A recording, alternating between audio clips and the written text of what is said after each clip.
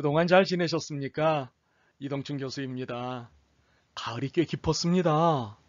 아침에 서리도 본 적이 있었고, 그리고 춥다는 느낌을 꽤 크게 받았습니다.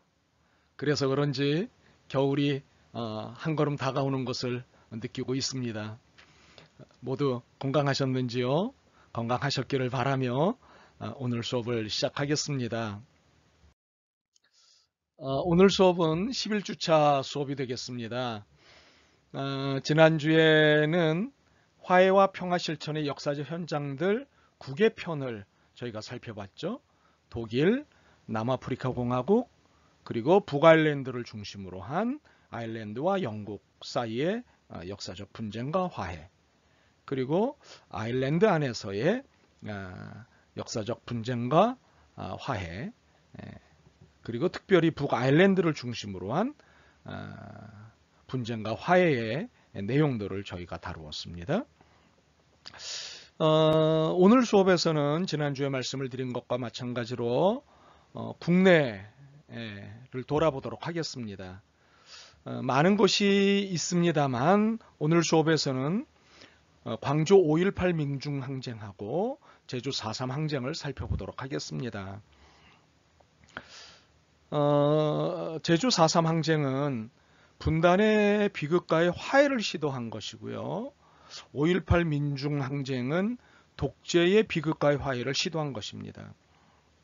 분단을 극복하고 통일의 염원을 현실화하기 위해서 분단의 문제와 민주화의 문제는 언제나 함께 다룰 수밖에 없는 문제입니다.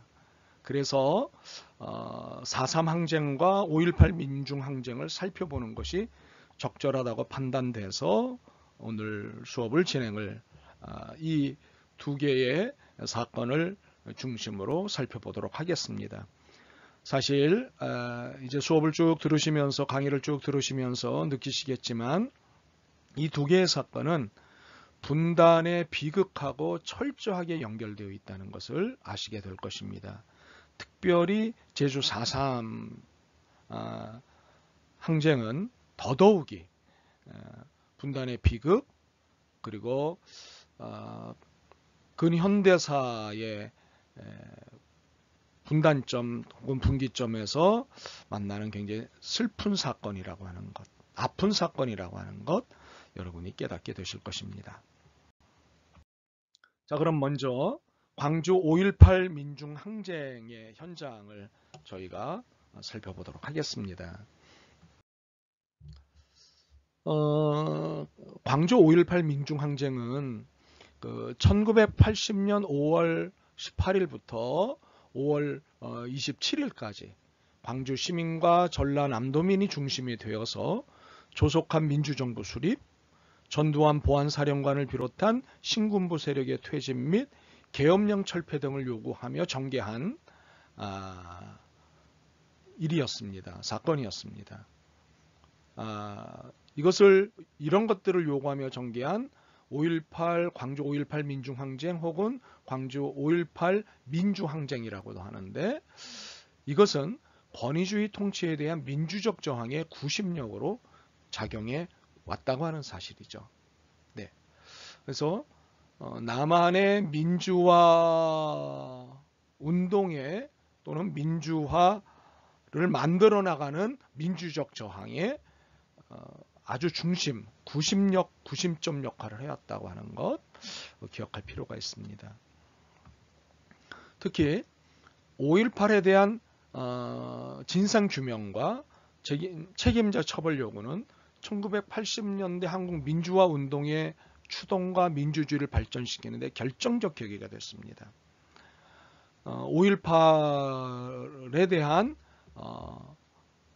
진상을 규명해야 한다는 것과 이것에 대한 가해자, 책임자 처벌 요구가 아주 깊게 진행이 됐는데 이것은 한국의 민주주의를 발전시키는 데 결정적 계기가 됐다고 하는 사실입니다.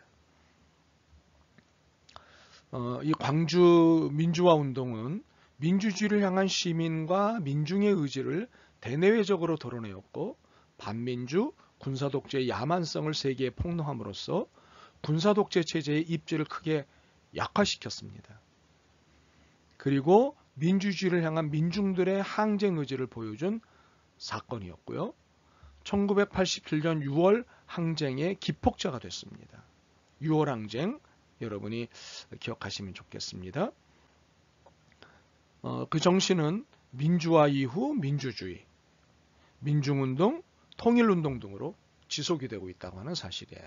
네, 그래서 광주 5.18 민중항쟁에 대해서 관심을 갖고 들여다볼 이유는 굉장히 충분하다라고 하는 것을 재차 강조를 하겠습니다.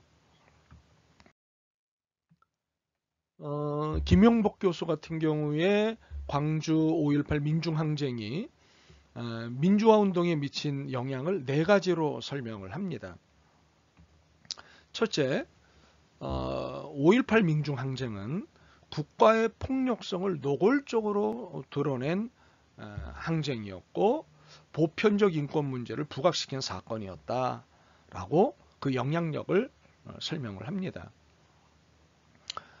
국가폭력, 국가의 폭력성, 국가가 폭력을 행사할 때 얼마나 잔인하고 치밀하고 치졸한지 그것을 노골적으로 드러내준 사건이었다라고 하는 사실이죠. 그리고 보편적 인권 문제를 부각시킨 사건이었다고 하는 사실입니다. 둘째로 단기적으로 민주화 운동에 자조할 민주주의 후퇴를 낳았지만 중장기적으로 치열한 민주화 운동에 동기와 동력을 제공했다고 하는 거죠. 군사 독재 정권이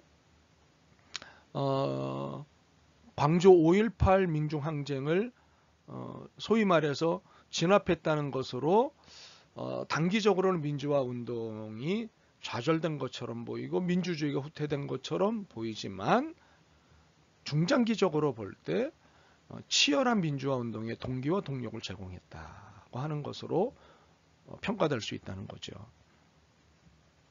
셋째는 1980년대 민주화 운동이 급진화하는 데 결정적 요인으로 작용했다는 것. 네. 군사 정권이 더 이상 들어서지 못하고 문민정부 그리고 민주주의 정부가 들어서는데 결정적 요인을 제공했다고 하는 것. 우리는 광주 5.18 민중항쟁의 의미를 살펴볼 수가 있습니다. 넷째로 외세와 한국 사회 구조적 모순에 대한 인식을 새롭게 하는 계기가 되었다라고 하는 사실이에요. 네. 그러니까는 외부 세력의 개입, 외국 세력의 개입이 우리 한반도 안에 얼마나 깊게 들어와 있고 그리고 한국 사회에 깊게 개입을 하고 있는지를 볼 수 있는, 새롭게 볼 수 있는 계기가 되었고, 그리고 한국 사회가 갖고 있는 구조적 모순, 네, 정치, 경제, 사회, 문화의 구조적 모순을 새롭게 인식하게 되는 계기가 되었다라고 김홍복 교수는 그 미친 영향을 설명을 합니다. 그런데 우리 수업이 갖고 있는 관심은 화해에 있지 않습니까? 화해와 평화. 그래서 우리 수업이 갖고 있는 화해라고 하는 주제에 관심으로 연관해 볼 때 5.18 특별법, 이 5.18 특별법은 5.18 민주화 운동 관련자 보상 등에 관한 법률이 있고요. 민주화 운동 관련자 명예회복 및 보상 등에 관한 법률이 있습니다. 이걸 통칭하여 5.18 특별법이라고 하는데 이 5.18 특별법은 한국 사법사에서 헌정질서 파괴자를 즉 가해자를 처벌하기 위해 제정되었고 적용되었던 유일한 법률이라는 점에서 특별하다고 보는 거죠. 네. 그러니까는 화해라고 하는 우리 수업의 관심에 입각해 볼 때 5.18 특별법은 우리 수업이 관심을 가질 만한 이유와 내용이 충분히 들어있다라고 하는 점입니다. 더욱이 이 5.18 민중항쟁은 5.18 특별법이라고 하는 것을 만들어내게 만들었는데, 더욱이 산청 함양 양민학살 사건, 그리고 민주화 운동 전반, 제주 4.3, 제주 4.3은 잠시 후에 저희가 다루기로 하는 거고요. 한국전쟁 전후 민간인의 집단적 죽음 등 여타의 과거사 청산 운동을 촉발시키고 견인시켰다는 점에서 특별하다고 하는 사실이죠. 네. 그동안 국가폭력에 의해서 자행되어진 과거사 논쟁이, 그리고 과거사가, 국가폭력이라고 하는 과거사가 여러 정치 집단의 이해관계 또는 이해에 의해서 이렇게 저렇게 해석되고 평가되고 왜곡되고 소멸되고 잊혀지고 묻히고 억압되고 하는 등등의 다양한 일들이 일어났어요. 이렇게 묻혀지고 잊혀지고 억압당한 과거사를 청산하는 운동을 광주 5.18 민중항쟁이 촉발시키고 견인시켰다는 점에서 특별하다고 하는 사실이죠. 네. 5.18 특별법은 과거사 청산 작업의 수준과 내용을 결정하는데 중요한 선례로 검토되었고 받아들여졌다. 이제 정옥이 선생이 정리한 내용입니다. 또한 5.18 특별법은 국가기구들의 높은 장벽과 무신경, 그리고 책임 회피를 질타하고 대안을 찾는데 가장 크게 의지했던 버팀목이었다. 5.18 특별법은 관련 단체와 시민사회의 의견이 수렴되지 못한 반쪽의 법률로 평가받기도 했지만 이후에 제정되었던 과거사 관련 법률들이 이 법률의 한계를 넘어선 경우는 없었다. 따라서 5.18 특별법은 과거사 청산운동의 성과들에서 여전히 높은 위상을 갖고 있으며 중요한 법률로서 그 가치를 인정받고 있다고 하겠다.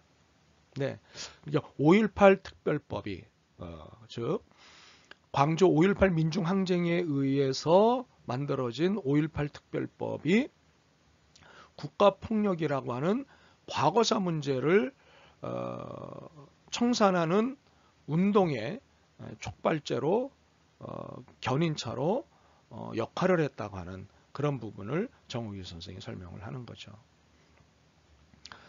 제가 하나 설명을 드리고 좀 넘어가고 싶은 것은 아마 여러분 대부분이 산청 함양 양민학살 사건 잘 모르실 수 있을 것 같아서 각주를 하나 준비했습니다.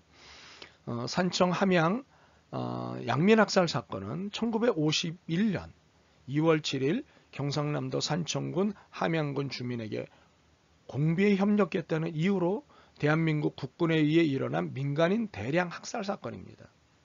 이 학살로 약 700여 명의 민간인이 피살당했습니다. 엄청난 사건이죠. 이 사건이요. 이런 사건들이 이 과거사, 국가폭력의 과거사가 분단 이후 한국전쟁을 전후로 해서 어마어마하게 벌어집니다. 네, 특별히 한국전쟁 이후 굉장히 많은 일들이 벌어지죠. 네.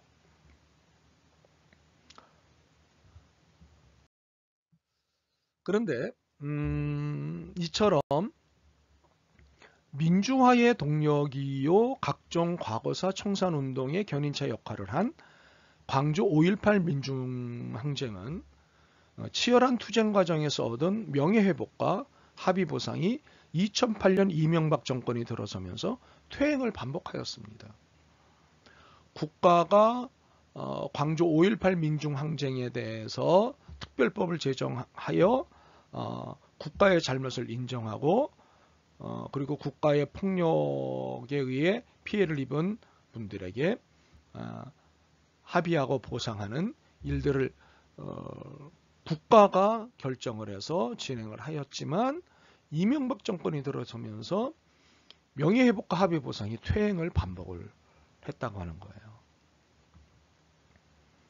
이렇게 하는 것은 분명 헌법 위반의 소지가 있습니다. 그럼에도 불구하고 이런 퇴행이 발생한 이유는 무엇이었을까? 네, 우리 수업이 궁금해하는 거예요. 물론 한국 사회에서 광주의 방식, 즉 배상 유지의 방식에 대해 여러 비판이 있는 것은 사실이에요. 왜 그런 식으로 배상을 하느냐? 왜 그런 식으로 접근하느냐? 왜 그렇게만 보느냐라는 등등의 비판이 있는 것이 사실인데 이재승 선생은 이러한 비판을 그러니까는 한국 사회 안에 있는 광주의 보상 배상 방식에 대한 다양한 비판들을 6가지로 요약하고 정리를 했습니다. 그 비판은 이런 6가지가 있다. 첫째, 책임자 처벌과 관련하여 사실관계와 책임 소재를 정확하게 규명하지 않은 채 몇 사람의 수계급 인물들에게만 학살의 책임을 씌웠다라고 하는 비판이 있는 거죠. 그러니까 이들보다 더 많은 학살 책임자들이 있는데 왜 그 선에서 잘랐느냐?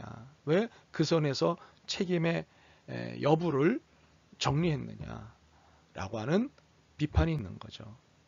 네.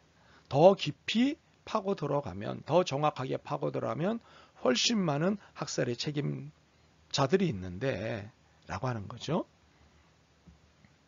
둘째, 과거청산 작업이 성과를 내기도 전에 이루어진 전두환, 노태우에 대한 정치적 사면은 국민정서나 정의 원칙과 동떨어졌다고 하는 비판이에요.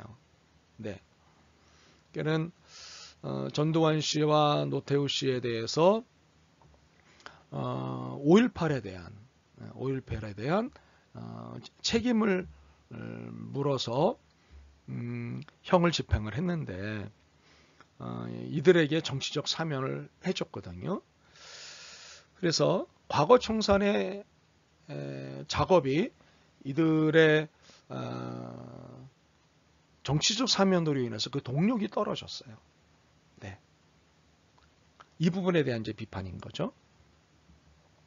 셋째, 광주 항쟁의 피해자와 관련자들이 항쟁에 숭고한 정신을 훼손하고 보상금에 집착하여 이후 한국의 과거 청산 운동 전체를 보상금 타기 운동으로 바꿔놓았다라고 하는 비판입니다. 가능한 비판입니다. 예, 피해자들이 보상금을 타는데 집착을 했다. 어떤 집단이건 100% 만족할 만한 도덕적 행위가 나타나는 것은 아니에요. 일부 사람들이 보상금에 집착을 했다라고 하는 태도들이 보인 것이 있을 수도 있죠. 네, 그런 의미에서 이런 비판이 나올 수도 있다라고 하는 것입니다. 넷째, 광주의 성역화 작업은 항쟁 정신을 박쥐하였으며 도리어 다른 중대한 인권 침해 피해자들에게 위화감을 조성했다.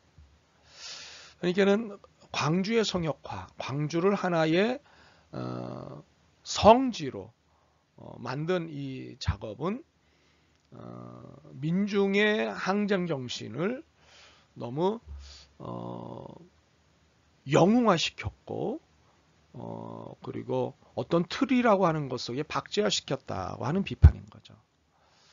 그리고 5.18 민중항쟁만이 아니라 다른 중대한 인권 침해 사건들이 묻혀져 있는데 그 묻혀져 있는 인권 침해 피해자들에게 위화감을 조성했다. 우리가 5.18 희생자들, 5.18 피해자들보다 못한 게 무엇이 있느냐 라면서 위화감을 조성했다고 하는 거죠. 그런 비판인 거죠. 충분히 그렇게 생각할 수도 있습니다.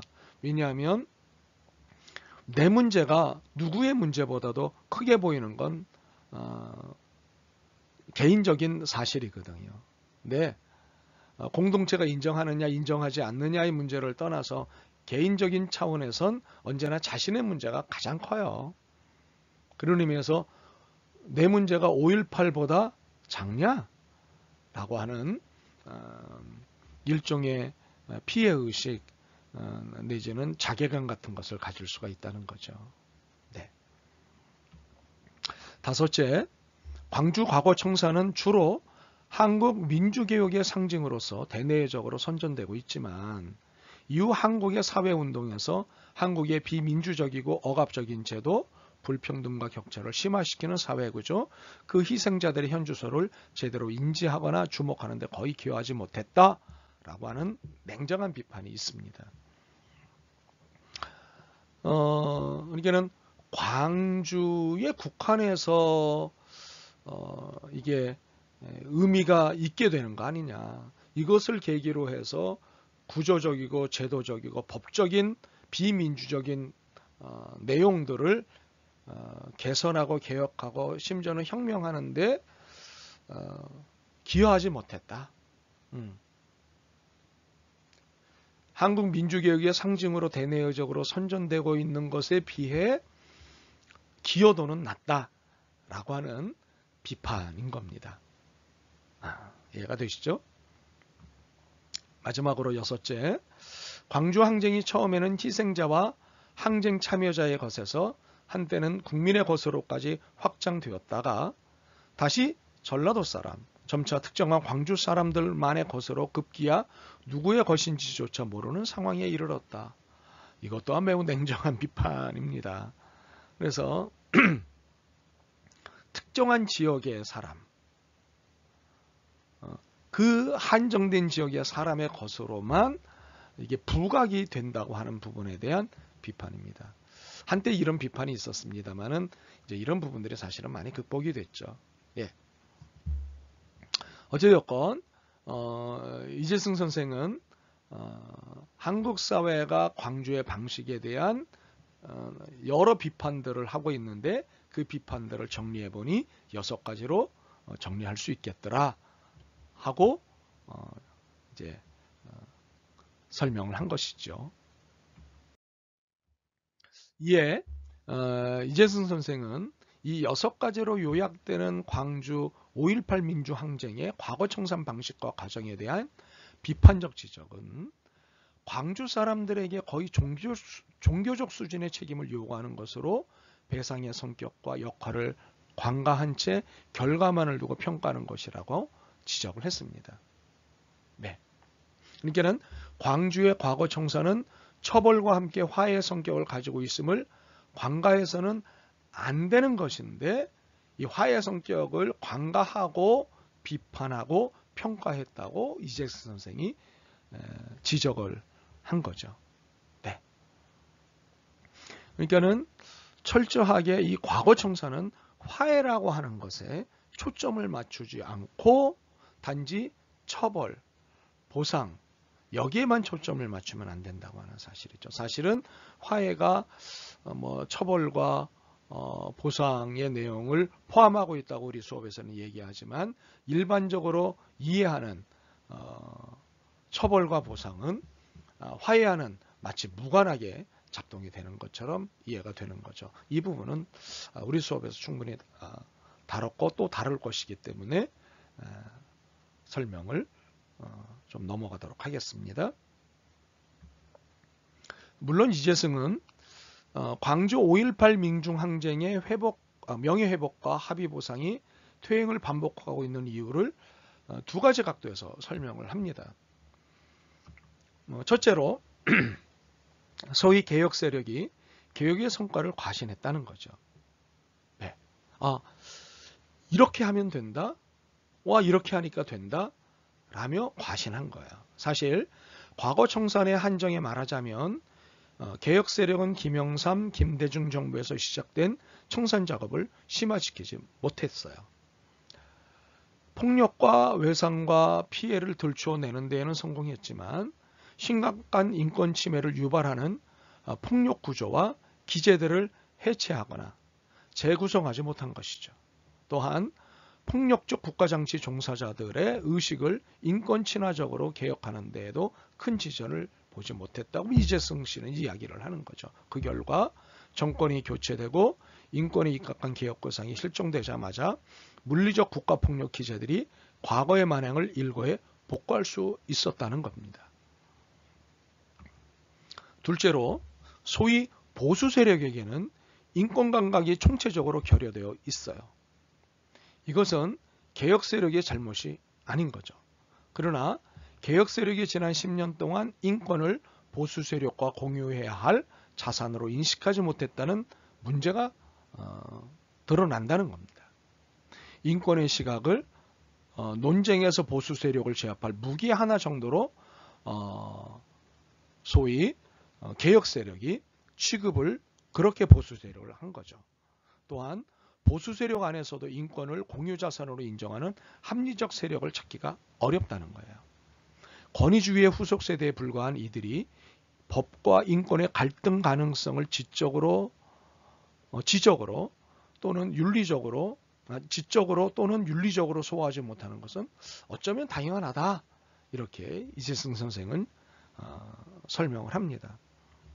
그러니까는 소위 개혁 세력이 개혁의 성과를 과신했다는 것이고, 소위 보수 세력에게는 인권 강박이 총체적으로 결여되어 있기 때문에 광주 5.18 민중항쟁의 명예회복과 합의보상이 퇴행을 반복하는 이유가 된다는 거예요. 네. 그러니까는 개혁 세력에게도 문제가 있고 보수 세력에게도 문제가 있다는 거죠. 각각의 세력에 문제가 있어서 광주 5.18 민중항쟁의 명예회복과 합의보상이 퇴행을 반복할 수밖에 없다는 겁니다. 네. 분명 광주의 과거 청산 결과는 2차 세계대전 이후 뉘른베르크 법정이 전후 국제인도법의 방향을 정했듯이 남한 내의 과거 청산 운동을 견인을 했고 전거와 혹은 전범으로 자리를 잡았다고 하는 사실이죠. 네, 분명해요, 이것은. 뉘른베르크 법정, 뉘른베르크 재판에 대해서는 잠시 후에 설명을 좀 더 드리도록 하겠습니다. 그러니까는 과거사를 청산하는 운동에 있어서 광주 5.18이 견인의 역할을 했고, 그리고 하나의 모범으로서 자리를 잡았다고 하는 사실이죠. 그래서 과거사 청산을 진행할 때 이 광주 5.18 운동과 이것의 특별법이 하나의 모델로서 기초 작업을 도와주고 있다고 하는 사실입니다. 그러나 과거 청산의 견인차 역할을 하는 전범으로서의 모델로서의 5.18 과거 청산 운동이 퇴행을 하고 있는 건 또 사실이에요. 네. 그렇게 우리는 다음과 같은 질문을 던질 수밖에 없습니다. 본래의 의도와 효과가 제자리를 찾기 위해 어떤 수고가 필요한 것일까? 좌파와 우파의 싸움이 없어지기 전까지 운동의 진보와 퇴행은 반복될 수밖에 없는 것일까? 라고 하는 거예요. 이는 본래의 자리, 본래의 의도, 본래의 효과로 가기 위해서 어떤 수고가 필요할 것인가? 앞에서 이재승 선생이 한국 사회 내에 광주 5.18에 대한 다양한 비판이 있는 걸 6개로 추려서 설명을 한 걸 우리가 듣고 지금은 기억하지 않습니까? 그러니까는 이런 비판 속에 옳지 않은 비판도 있지만 왜곡된 비판 내지는 오류된 비판도 없지 않아 있겠지만, 그러나 비판을 긍정적인 측면에서 수용을 한다면 뭔가 이 비판에 옳게 반응하는 어떤 수고가 필요할 것이다 라고 하는 거죠. 그리고 퇴행의 반복은 좌파와 우파의 싸움이 계속 한국 사회 안에 공존하기 때문에 반복될 수밖에 없는데, 이것을 반복되지 않도록 할 수 있는 방법은 무엇이 있을까라고 하는 고민을 해야 된다는 겁니다. 위에서 앞에서 이재승 선생이 정리한 대로 한국 사회에서 광주의 방식, 즉 배상 위주의 방식에 대해 여러 비판이 있는 것이 사실이기에 이러한 비판에 입각해 명예회복과 합의보상이 퇴행을 반복할 수 있다고 하는 사실이죠. 네. 보충 설명을 하나 좀 할까요? 뉘른베르크 군사재판, 국제군사재판 또는 뉘른베르크 전쟁범죄 수괴재판이라고 명칭하는 뉘른베르크 법정에서의 재판은 제2차 세계대전 이후 연합국이 국제법 및 전시법에 따라 거행한 국제군사재판이에요. 피고들은 나치 독일의 지도층 및 상급대장 및 원수급 군인으로 홀로코스트를 비롯한 여러 전쟁 범죄를 계획, 실행 또는 관여한 혐의로 피소되었습니다. 독일의 뉘른베르크 정의궁에서 진행되었는데요. 이 재판에서 내려진 결정들은 고전 국제법과 현대 국제법의 분기점으로 평가를 얻습니다. 국제법이 고전 국제법이 있고 그리고 현대 국제법이 있는데 이 분기점으로서 뉘른베르크 국제군사재판 또는 뉘른베르크 전쟁범죄수괴재판이 분기점의 역할을 했다라고 하는 평가를 받는다는 거죠. 네.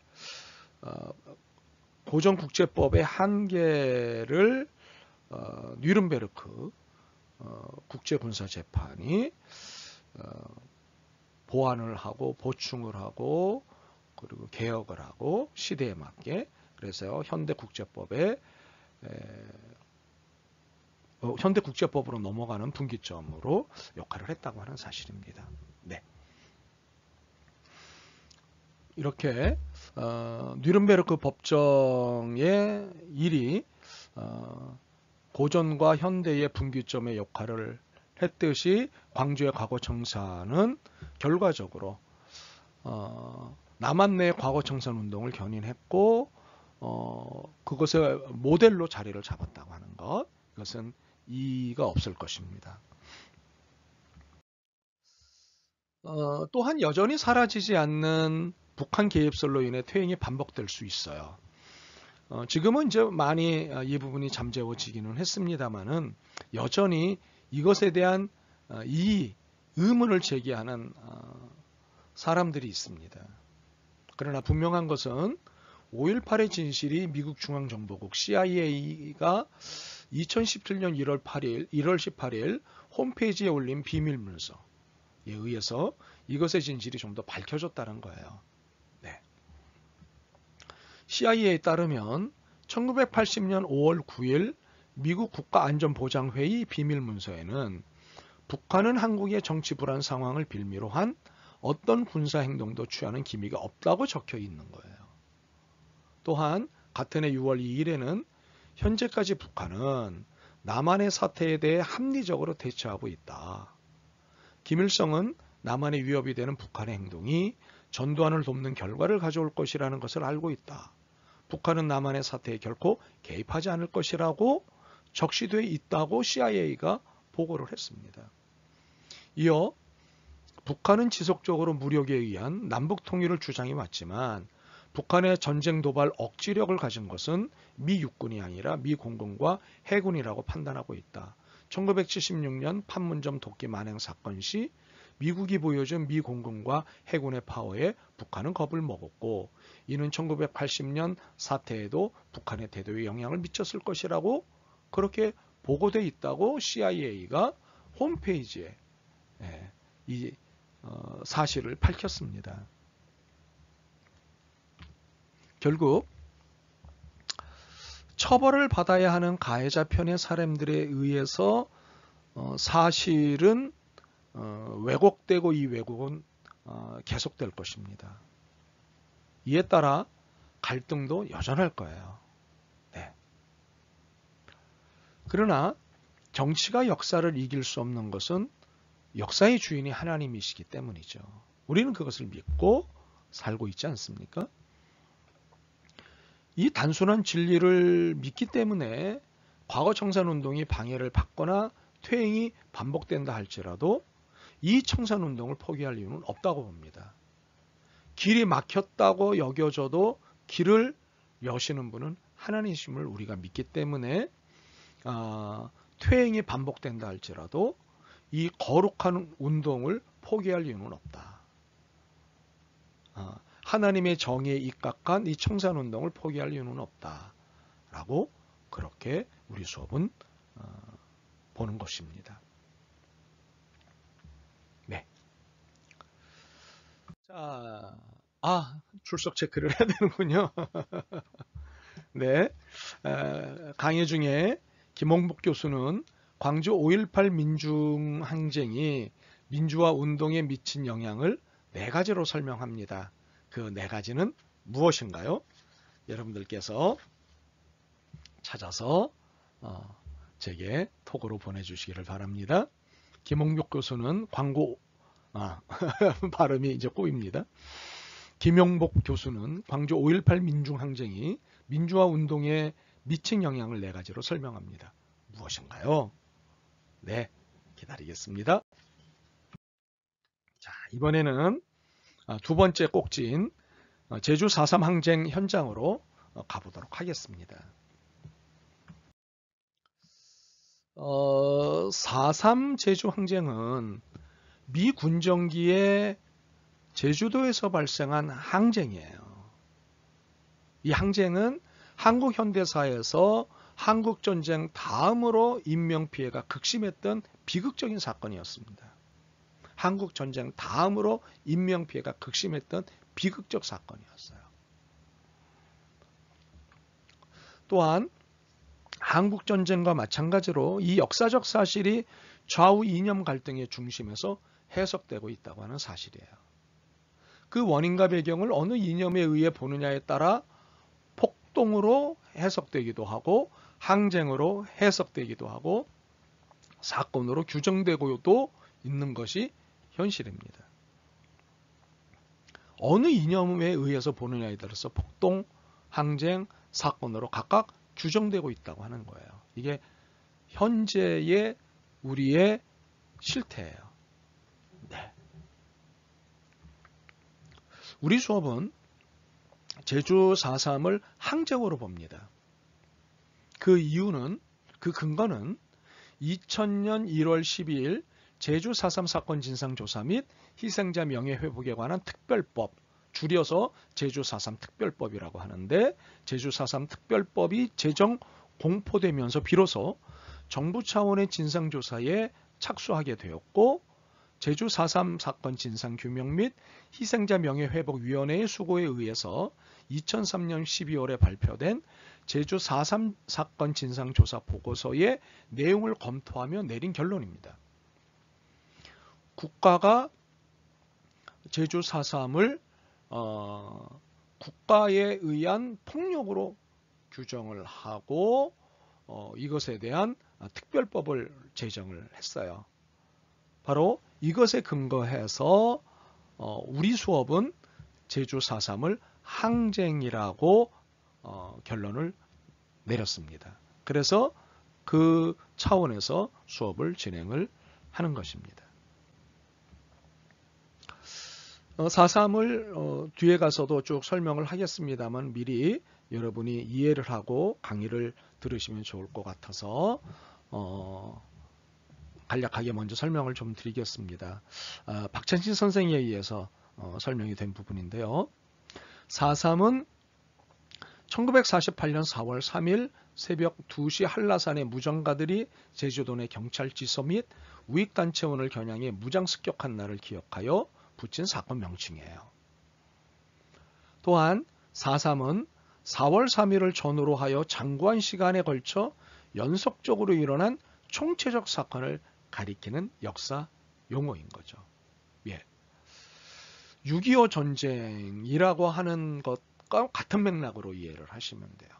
네. 때문에 4.3의 뒤에 따라와야 할 사건의 성격을 나타내는 후속 명칭은 공적인 합의가 이루어지지 않은 채 사건, 사태, 폭동, 반란, 소요, 봉기, 항쟁, 양민학살 등으로 다양하게 쓰이고 있어요. 그리고 있었어요. 이것은 미 군정기로부터 신생국가 수립 과정에서 보이는 정치사회적 혼란 상황과 밀접한 연관성을 갖고 있었다고 하는 사실입니다. 네. 이런 부분들을 여러분이 이해를 하고 4.3이라고 하는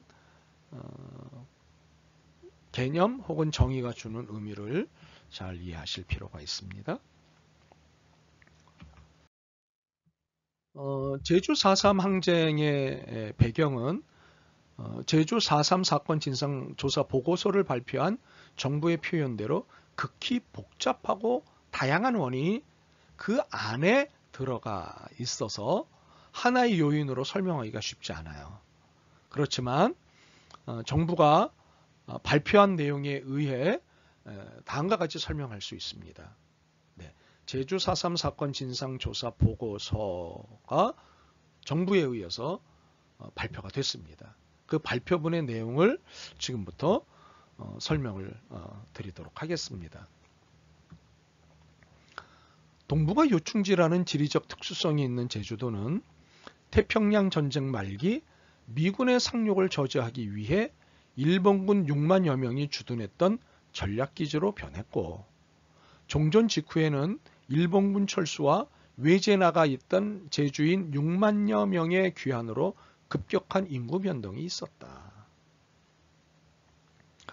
광복에 대한 초기의 기대와는 달리 귀환 인구의 실직난, 생필품 부족, 콜레라에 의한 수백 명의 희생, 극심한 흉년 등의 악재가 겹쳤고, 미국 정책의 실패, 일제경찰의 군정경찰로의 변신, 군정관리의 몰이 행위 등이 큰 사회 문제로 부각됐다. 그러니까는 해방과 함께 벌어진 이 비극적인 일들, 그러니까 이 전환기에 있었던 사회 문제가 이제 제주 4.3의 배경으로 우리가 정리할 수 있다는 거죠. 이런 분위기 속에서 1947년 3월 1일 3.1절 발포 사건이 터져 민심을 더욱 악화시켰다. 3.1절 발포 사건은 경찰이 시위 군중에게 발포해 6명이 사망하고 8명 중상을 입힌 사건으로 희생자 대부분이 구경하던 일반 주민이었던 것으로 판명됐다. 바로 이 사건이 4.3 사건을 촉발하는 도화선이 됐다. 네. 이때 남로당 제주도당은 조직적인 반경 활동을 전개했다. 경찰 반대 운동을 전개한 것입니다. 경찰 발포에 항의한 3.10 총파업은 관공서, 민간기업 등 제주도 전체의 직장 95% 이상이 참여한 한국에서는 유례가 없었던 민간합동 총파업이었다. 네, 사태를 중히 여긴 미군정은 조사단을 제주에 파견합니다. 그리고 이 총파업이 경찰 발포에 대한 도민의 반감과 이를 증폭시킨 남로당의 선동에 있다고 분석했다. 그러나 사후 처리는 경찰의 발포보다는 남로당의 선동에 비중을 두고 강공정책을 추진했다. 그러니까 시설을 본질이 아닌 그 본질보다는 좀 더 다른데 이렇게 돌린 거죠. 도지사를 비롯한 군정 수뇌부들이 전원 외지 사람들로 교체됐고, 응원경찰, 또 다른 말로는 임시경찰과 서청, 서북청년단의 줄임말입니다. 서청 단원들이 대거 제주에 내려가 파업 주모자에 대한 검거작전을 전개했다. 검속 한 달 만에 500여 명이 체포됐고, 4.3 발발 직전까지 1년 동안 2,500여 명이 구금됐다. 테러와 고문이 잇따랐다. 1948년 3월에는 일선지서에서 잇따라 3건의 고문치사 사건이 발생했다. 제주 사회는 금방 폭발할 것 같은 위기 상황으로 변해갔다. 이때 남로당 제주도당은 조직 노출로 위기 상황을 맞고 있었다. 수세에 몰린 남로당 제주도당 신진 세력들은 군정당국의 등 돌린 민심을 이용해 두 가지 목적, 즉 하나는 조직의 수호와 방어의 수단으로서, 다른 하나는 당면한 단선 단정을 반대하는 구국투쟁으로서 무장투쟁을 결정했다. 아주 복잡한 이해관계, 복잡한 역사적 정황, 결코 단순하지 않은 사건들이 얽히고 설켜 있는 것이죠. 이거 여기까지만 보더라도 이해가 되시죠? 여기서 설명을 하나 하고 넘어갈게. 서북청년당. 보통은 줄여서 서청이라고 얘기합니다. 이 서북청년당 또는 서북청년회에 대한 설명을 좀 드리도록 하겠습니다. 이 서북청년단은 미군 정당 시 조직된 대한민국의 극우 반공주의 청년단체입니다. 그래서 북한의 토지 개혁과 여러 가지 정치적인 것에 반대해서 이의를 제기하고 월남한 사람들을 중심으로 조직된 단체이죠. 네. 1946년 3월 조선민주당 당소 조만식이 소련 군정과 김일성에 의해 감금당하자 지주와 기독교인들은 남한으로 내려왔습니다. 이들은 북한에 반대하는 단체 조직을 준비하였죠. 1946년 3월 5일 문봉재 등 월남 청년들이 주도한 집회가 성공하고 이에 힘입어 평남동지회가 조직되고 다시 평남동지회는 평남북 조직을 합친 평안청년회로 확대되었습니다. 이렇게 1946년 11월 우익단체들과 영락교회 청년회 등이 통합하여 서북청년회가 결성이 된 거죠.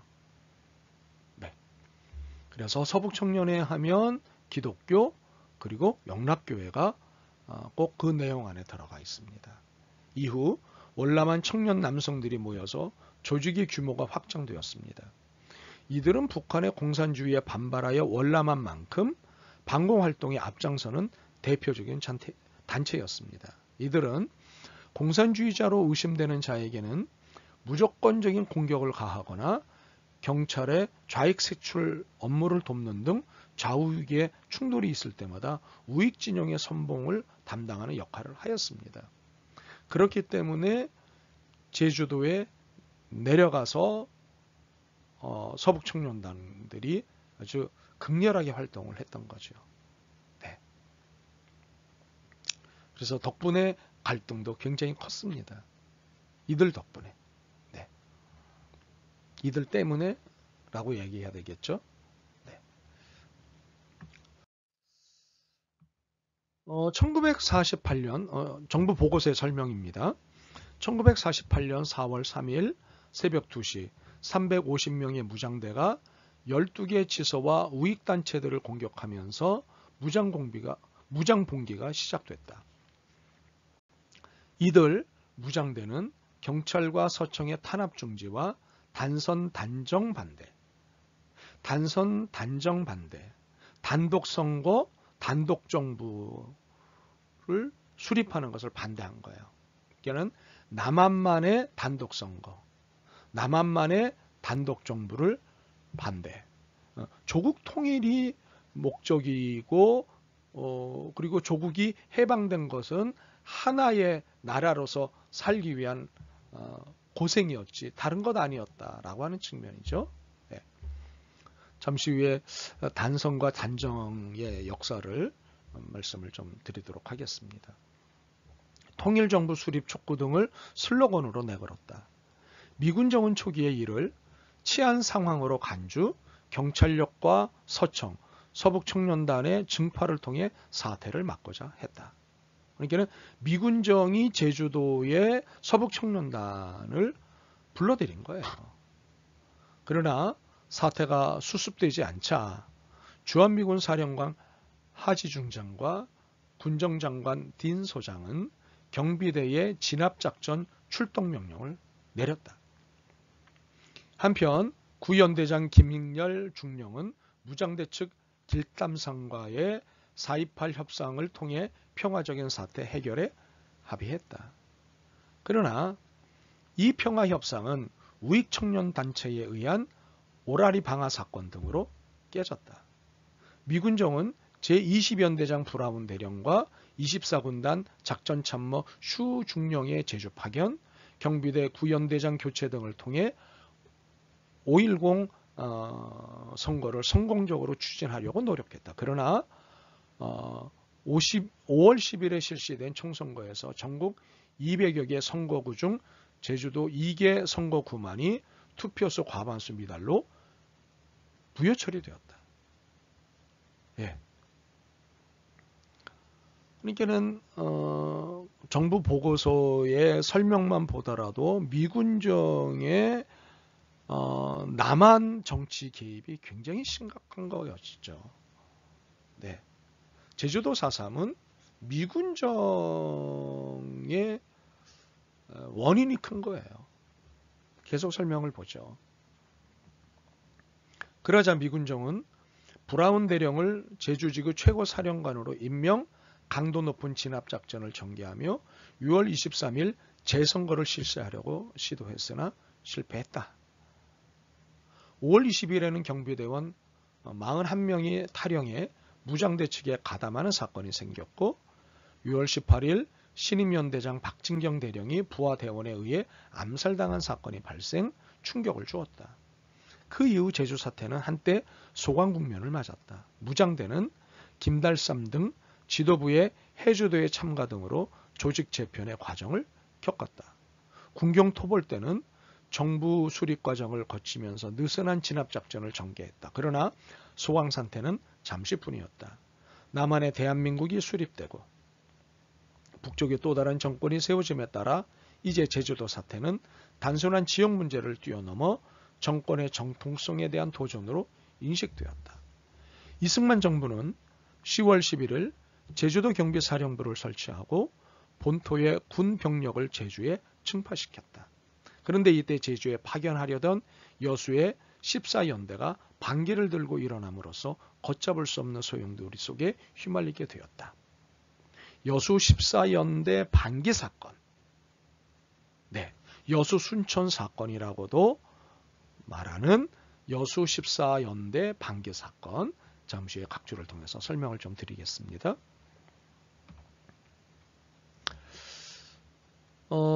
먼저 단선 단정 반대 운동에 대해서 좀 설명을 드리죠. 1948년 5월로 예정된 대한민국 재헌국회 총선을 앞두고 미군정 지역에서 단독선거가 실시되어 단독정부가 수립되는 것을 반대하여 총선에 반대하는 흐름이 형성이 됐습니다. 남조선 노동당이 이 같은 여론을 선도했고 이 사건 이틀 후인 1948년 2월 9일 백범 김구 선생께서 3천만 동포에게 읍소한다라는 제목으로 단독선거, 단독정부 반대 의사를 분명히 하는 등 이승만 계열 외에는 이에 동조하는 파벌이 적지 않았습니다. 대부분의 국민들이 단독선거와 단독정부를 수립하는 일을 반대했습니다. 그리고 이를 위한 총선거를 반대했습니다. 하나의 민족, 네, 하나의 국가, 한반도에 두 개의 나라가 있어야 할 이유도 없었거니와 그런 일은 결코 옳지 않은, 민족적 차원에서 옳지 않은 일이었기 때문에 그것을 반대한 거죠.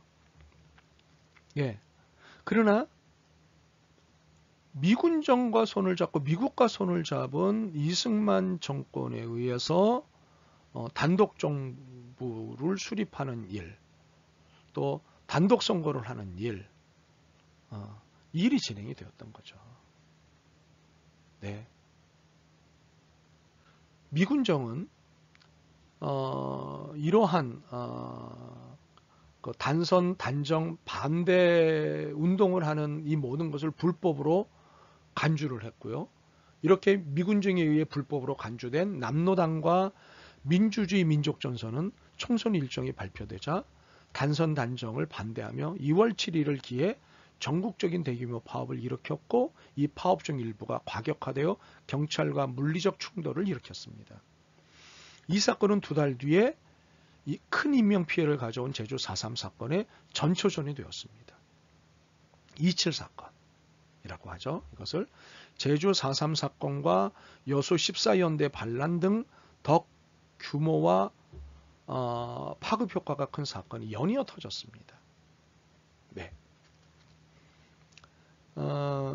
그래서 우리는 해방 이후 분단과 한국전쟁을 전후로 해서 벌어지는 지금까지의 근현대사를 잘 이해해야 지금의 현실이 왜 이렇게 되어 있는지를 충분히 이해할 수가 있습니다. 그래서 근현대사 공부가 굉장히 필요합니다, 여러분. 네. 좀 힘드시지만. 여순 사건, 여수 순천 사건이라고 하는 겁니다. 여수의 14연대가 반기를 든 사건인데요. 좀 설명을 드리면 여순 사건은 1948년 10월 19일 여수에 주둔하던 제14연대 군인들이 제주 4.3 진압을 위한 출동 명령을 거부 봉기하며 시작이 됐습니다. 당시 군인들은 제주 출동 명령을 국민의 생명을 지키고 정당한 명령에 따라야 한다는 국군의 사명에 맞지 않는 것으로 받아들였습니다. 이들의 봉기는 인민위원회를 중심으로 한 민중의 호응과 정부 토벌대에 대한 저항으로 이어졌고요. 순천과 전남, 전북과 경남 일부까지 확산되었습니다. 이승만 정권은 군과 시민 토벌에 나섰고 이 과정에서 수만으로 추정되는 양민이 학살됐습니다. 엄청난 양민이 학살이 된 겁니다. 여순 사건이 진행된 시기와 피해자 수는 아직도 정확하지 않습니다. 2005년부터 2010년까지 활동한 진실화해위원회 보고서에 따르면 전라남북도와 경남 등 37개 지역이 피해를 입은 것으로 조사됐지만 정확한 피해 상황은 밝혀지지 않았습니다. 전남도가 여순 사건 1년 뒤 조사한 바에 의하면 희생자 수는 1만 1,131명이고요. 이후 군법회의에 즉각 처형되거나 5년에서 무기징역을 받은 이들은 한국전쟁 당시 학살된 수감자들 약 3,000에서 5,000명, 그리고 보도연맹으로 학살된 이들까지 이르면 약 1만 5천에서 2만 명으로 추정이 됩니다. 보도연맹 사건이라고 하는 것도 굉장히 커다란 사건인데 이것은 잠시 후 각조를 통해서 또 설명을 드리도록 하죠. 그는 수천 명에서 많게는 수만 명에 이르는 희생자를 낸 사건이 여순 사건이에요. 국가폭력에 의해서. 엄청난 과거사입니다. 네. 해방 이후 한국전쟁 전후로 벌어진 사건들이죠. 네, 분단이 이렇게 슬픈 아픈 과거사를 만들었어요. 네. 계속 설명을 국가보고서를 설명을 드리도록 하겠습니다. 11월 17일 제주도에 계엄령이 선포되었다. 이에 앞서 구연대의 송효창 연대장은 해안선으로부터 5km 이상 들어간 중산간 지대를 통행하는 자는 폭도배로 간주해 총살하겠다는 포고문을 발표했다. 이때부터 중산간 마을을 초토화시킨 대대적인 강경 진압 작전이 전개되었다. 이와 관련 미군 정보 보고서는 구연대는 중산간 지대에 위치한 마을의 모든 주민들이 명백히 게릴라 부대의 도움과 편의를 제공하고 있다는 가정 아래 마을 주민에 대한 대량 학살 계획을 채택했다고 적고 있다. 계엄령 선포 이후 중산간 마을 주민들이 많은 피해를 입었다. 중산간 지대에서뿐만 아니라 해안변 마을에 소개한 주민들까지도 무장대에 협조했다는 이유로 죽임을 당했다. 그 결과 목숨을 부지하기 위해 입산하는 피난민이 더욱 늘었고 이들은 추운 겨울을 한라산 속에서 숨어 다니다 잡히면 사살되거나 형무소 등지로 보내졌다. 심지어 진압군 경우는 가족 중에 한 사람이라도 없으면 도피자 가족으로 분류, 그 부모와 형제 자매를 대신 죽이는 대사를 자행하였다. 네, 이랬습니다. 대살, 대신 죽이는 거예요. 가족들을 대신 죽이는 거예요. 이런 일이 어디 있습니까? 12월 말 진압부대가 9연대에서 2연대로 교체됐지만 한병선 연대장의 2연대도 강경 진압을 계속했습니다. 떠나야 되는데 계속 남아있는 겁니다. 남아서 강경 진압을 계속한 거예요. 재판 절차도 없이 주민들이 집단으로 사살되었다. 가장 인명피해가 많았던 북촌 사건도 2연대에 의해 자행되었다. 1949년 3월 제주도 지구 전투사령부가 설치되면서 진압 선모 병영 작전이 전개되었다. 신임 유재용 사령관은 한라산의 피신해 있던 사람들이 기순하면 모두 용서하겠다는 사면 정책을 발표했다. 이때 많은 주민들이 하산하였다. 1949년 5월 10일 재선거가 성공리에 치러졌다. 그해 6월 무장대 총책 이덕구의 사살로 무장대는 사실상 괴멸되었다. 그러나 한국전쟁이 발발하면서 또다시 비극이 찾아왔다. 국민보도연맹 가입자, 요시철자 및 입산자 가족 등이 대거 예비 검속되어 죽임을 당하였다. 또 전국 각지 형무소에 수감되었던 4.3 관련자들도 즉결 처분되었다. 예비 검속으로 인한 희생자와 형무소 재소자, 희생자는 3천여 명에 이른 것으로 추정된다. 유족들은 아직도 그 시신을 대부분 찾지 못하고 있다. 자녀 무장대들의 공세도 있었으나 그 세력은 미미하였다. 1954년 9월 21일 한라산 금족 지역이 전면 개방되었다. 이로써 1947년 3월 1일 3.1절 발포 사건과 1948년 4.3 무장봉기로 촉발되었던 제주 4.3 사건은 실로 7년 7개월 만에 막을 내리게 되었다. 네. 씨를 말리려는 제주도민을 단 한 명도 살려두지 말라는, 살려두지 않아도 된다는 그런 지시가 내려졌던 사건이에요. 정말 끔찍하죠. 네. 사실 광주 5.18도 그랬어요.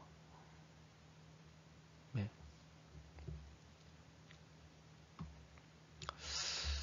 보도연맹이라고 줄여서 보통을 말하는 국민보도연맹을 좀 설명을 좀 드릴까요?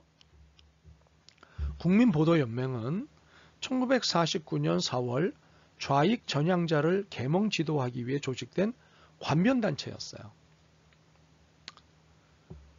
그러나 이 관변단체이지만 한국전쟁으로 1950년 6월 말부터 9월경까지 수만 명 이상의 국민보도연맹원이 군과 경찰에 의해 살해가 됩니다. 네.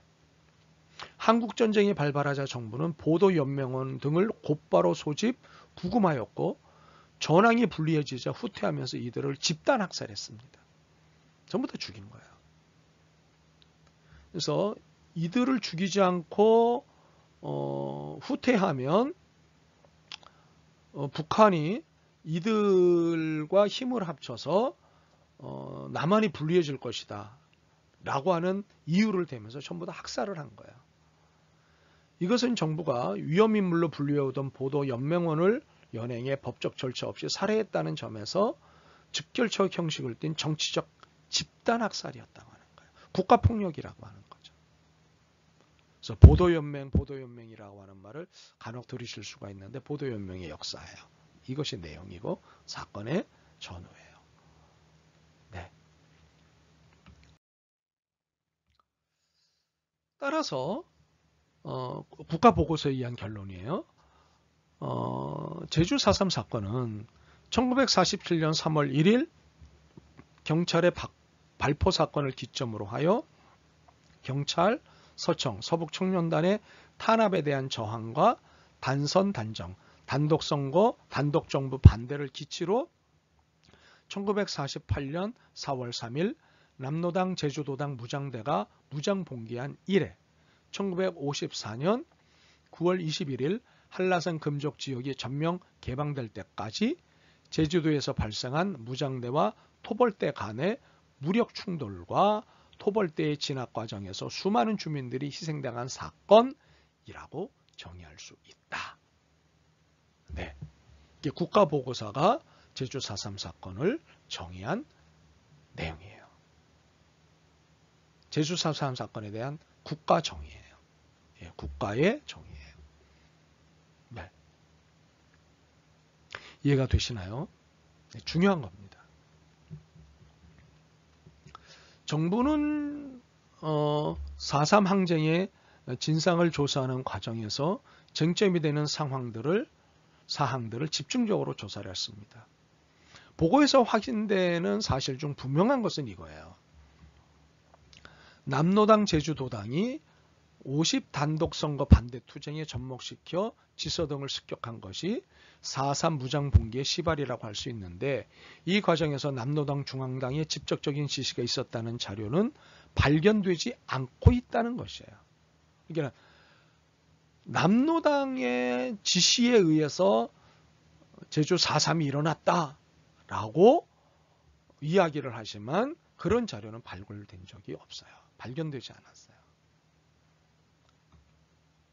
또 공개적인 재판 절차도 거치지 않은 채 즉결 처분을 하였다는 것. 그리고 1948년 11월 17일 선포돼 그해 12월 30일 해제된 4.3 계엄령에 대해서는 계엄법이 제정되기 이전에 법적 근거 없이 발효됐기 때문에 불법이라는 측과 일제 계엄령이 계속 효력을 갖고 있기에 적법하다는 측에 다툼이 있다는 것이에요. 네. 그리고 4.3 사건의 발발과 진압 과정에서 미군정과 주한미군 사고문단도 자유로울 수 없다는 것이죠. 연좌제에 의한 극심한 피해가 있었다는 것.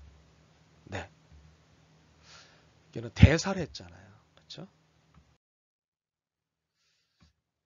이렇게 정부의 보고서는 제주 4.3 항쟁을 제노사이드, 집단학살로 규정을 했어요.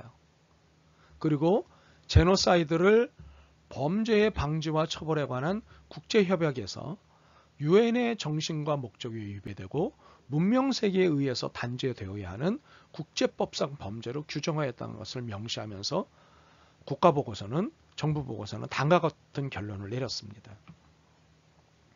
1948년 제주섬에서는 이런 국제법이 요구하는 문명사회의 기본 원칙이 무시되었다. 특히 법을 지켜야 할 국가 공권력이 법을 어기면서 민간인을 살상하기도 했다.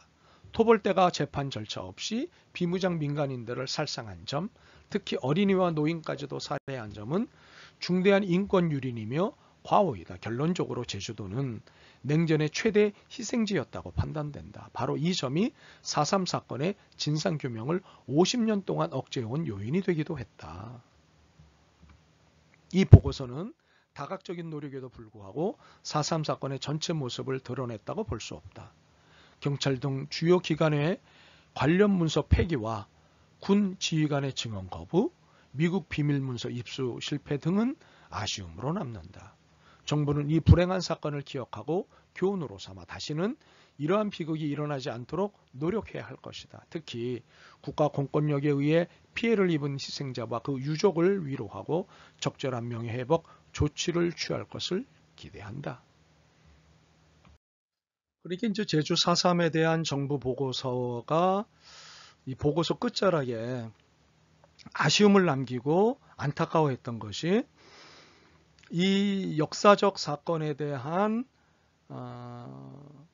기록물들을 가해자들이 많은 부분 폐기를 했고 그것도 주요 기관에서 경찰 등 주요 기관에서 관련 문서를 폐기했고 또 당시 군 지휘관들의 증언이 거부가 됐고 또 미국으로부터의 비밀 문서 입수를 실패했다고.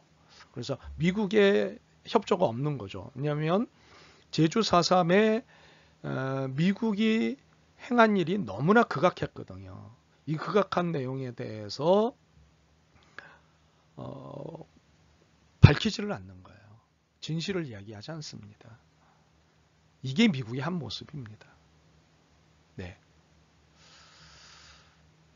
이런 것들이 이제 제주 4.3 사건의 전체적인 모습을 드러내지 못한 아쉬움을 정부 보고서가 이야기를 합니다. 그러나 분명히 이것은 국가에 의한 폭력이었다라고 하는 것을 연구를 통해 내린 결론인 거죠. 그래서 정부 보고서가 제주 4.3에 관련된 모든 분들에게 용서를 구하는 거죠. 그래서 그 유족들을 위로하고 적절한 명예회복과 조치를 취할 것을 약속을 한 것이죠. 이러한 위원회 보고서를 받고 노무현 대통령이 2003년 10월 31일 제주 4.3 사건에 대한 대통령 발표문을 발표를 했습니다. 그 내용을 함께 보시죠. 존경하는 제주도민과 제주 4.3 사건 유족 여러분, 그리고 국민 여러분, 55년 전 평화로운 이곳 제주도에서 한국 현대사의 커다란 비극 중의 하나인 4.3 사건이 발생했습니다. 제주도민들은 국제적인 냉전과 민족 분단이 몰고 온 역사의 수레바퀴 밑에서 엄청난 인명피해와 재산 손실을 입었습니다. 저는 이번 제주 방문 전에 4.3 사건 진상규명 및 희생자 명예회복에 관한 특별법에 의거해 각계 인사로 구성된 위원회가 2년여의 조사를 통해 의결한 결과를 보고받았습니다. 위원회는 이 사건으로 무고한 희생이 발생된 데 대한 정부의 사과와 희생자 명예회복 그리고 추모 사업의 적극적인 추진을 건의해왔습니다. 저는 이제말로 해방 직후 정부 수립 과정에서 발생했던 이 불행한 사건에 역사적 매듭을 짓고 가야 한다고 생각합니다. 제주도에서 1947년 3월 1일을 기점으로 하여 1948년 4월 3일 발생한 남로당 제주도당의 무장봉기 그리고 1954년 9월 21일까지 있었던 무력 충돌과 진압 과정에서 많은 사람이 무고하게 희생됐습니다. 저는 위원회의 건의를 받아들여 국정을 책임지고 있는 대통령으로서 과거 국가 권력의 잘못에 대해 유족과 제주도민 여러분에게 진심으로 사과와 위로의 말씀을 드립니다. 무고하게 희생된 영령들을 추모하며 삼가 명복을 빕니다. 정부는 4.3 평화공원 조성, 신속한 명예회복 등 위원회의 건의사항이 조속히 이루어질 수 있도록 적극적으로 지원하겠습니다.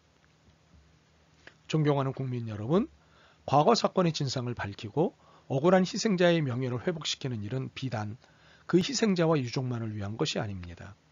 대한민국의 건국에 기여한 분들의 충정을 소중히 여기는 동시에 역사의 진실을 밝혀 지난날의 과오를 반성하고 진정한 화해를 이룩하여 보다 밝은 미래를 기약하자는 데 그 뜻이 있는 것입니다. 역사의 진실을 밝혀 지난날의 과오를 반성하고 진정한 화해를 이룩하여 보다 밝은 미래를 기약하자는 데 그 뜻이 있는 것입니다. 이제 우리는 4.3 사건의 소중한 교훈을 더욱 승화시킴으로써 평화와 인권이라는 인류 보편의 가치를 확산시켜야 하겠습니다. 화해와 협력으로 이 땅에서 모든 대립과 분열을 종식시키고 한반도의 평화, 나아가서 동북아와 세계 평화의 길을 열어나가야 하겠습니다. 제주도민 여러분께는 폐허를 딛고 맨손으로 이처럼 아름다운 평화의 섬 제주를 재건해냈습니다. 제주도민들에게 진심으로 경의를 표합니다. 이제 제주도는 인권의 상징이자 평화의 섬으로 우뚝 설 것입니다. 그렇게 되도록 전 국민과 함께 돕겠습니다. 감사합니다. 출석 체크를 좀 하겠습니다. 노무현 대통령은 제주 4.3 사건에 대한 대통령 발표문에서 역사의 진실을 밝히는 두 가지 이유를 말했습니다. 무엇입니까? 그 두 가지 이유를 말씀해 주십시오. 적어서 보내주십시오. 출석 체크입니다. 그러니까 제주 4.3에 대한 공적 인식이 제자리를 잡게 된 것은 2000년 4.3 특별법의 제정과 2003년 4.3 진상조사 보고서의 확정 그리고 대통령의 공식 사과 등을 통해서였습니다. 일련의 제도적 해결 과정의 결과로 볼 수 있는 거죠. 이 모든 것이. 그러나 이런 일련의 작업에도 불구하고 제주 4.3 항쟁은 여전히 폭동으로 보는 해석과 인식이 여러 지점에서 대립을 하고 있습니다. 진상조사 보고서 확정 과정에서 끊임없이 재현된 이념 논쟁, 2000년 제주경찰서 왜곡 사태, 2004년 국방부 6.25 쟁사 왜곡 등 4.3의 공적 인식을 둘러싼 싸움은 지속되고 있습니다. 마치 앞서 살펴본 광주 5.18 민중항쟁의 명예회복과 보상 문제가 퇴행을 하고 있는 이유 중 하나인 북한 개입설 혹은 북한 연관 연계설과 같은 거예요. 네, 끊임없이 제기가 돼요. 그래서 4.3의 기억투쟁에서 승리한 민중항쟁론과 양민학살론이 헤게모니를 획득하게 되자 우익진영은 더욱 공산폭동론을 거세게 주장하거나 주민이 많이 죽은 객관적 사실 자체는 포용하여 공산폭동 및 과잉진압론으로 수정담론을 전개하고 있어요. 네.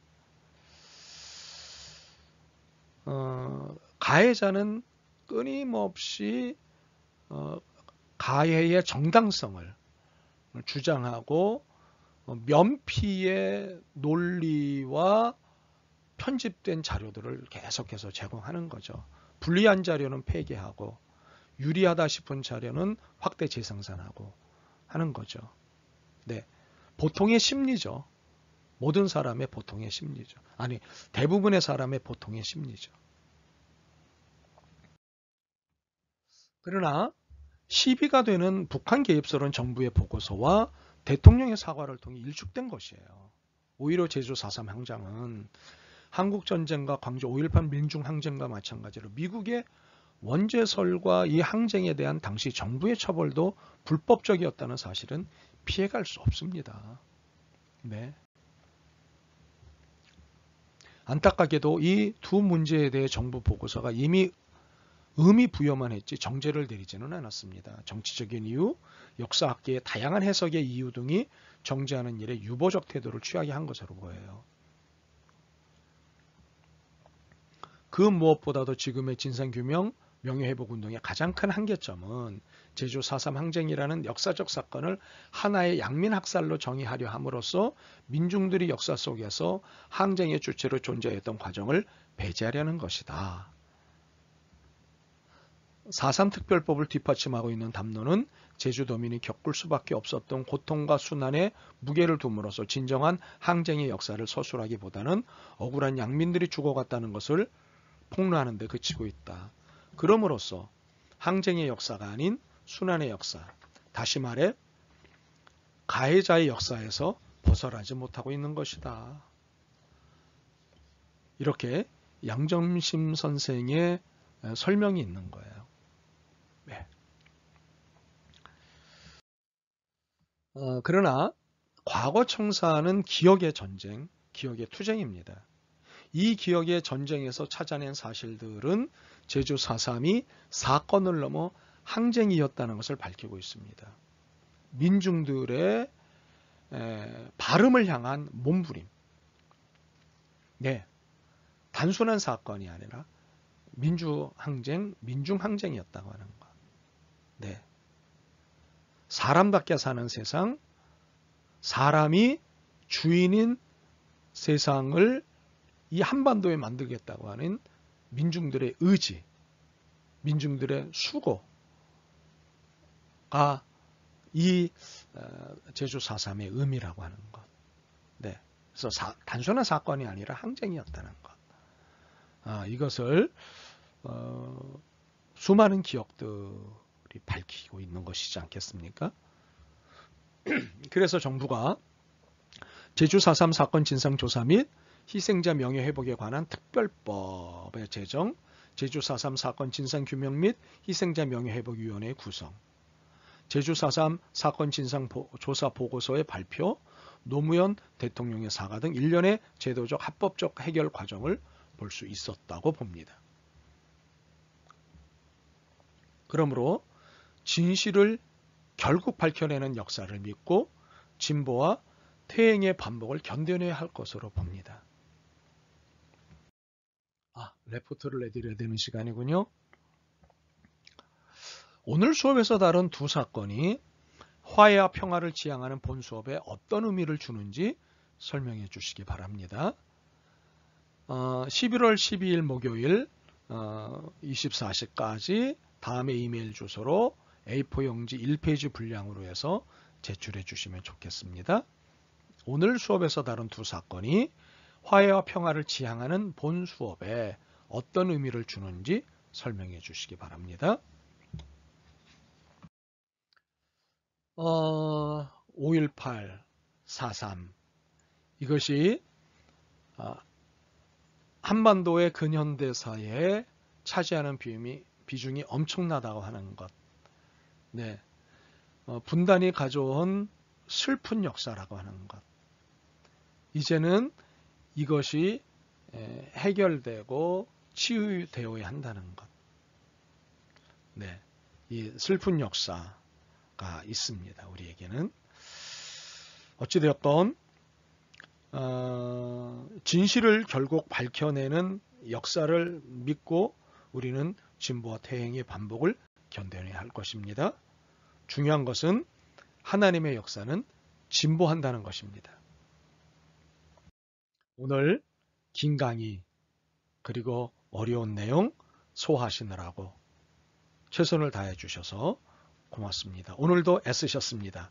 다음 시간 뵐 때까지 여러분 안녕.